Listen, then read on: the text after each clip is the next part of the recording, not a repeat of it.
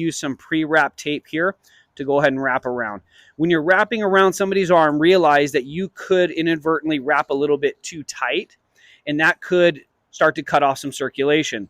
That's why it's important at First Aid Community, in my First Aid Community, and at mf1athrive.com, we teach about circulation motor sensation. It's what to look for and ask the patient after you've splinted, because you want to make sure that our first aid isn't cutting off their circulation.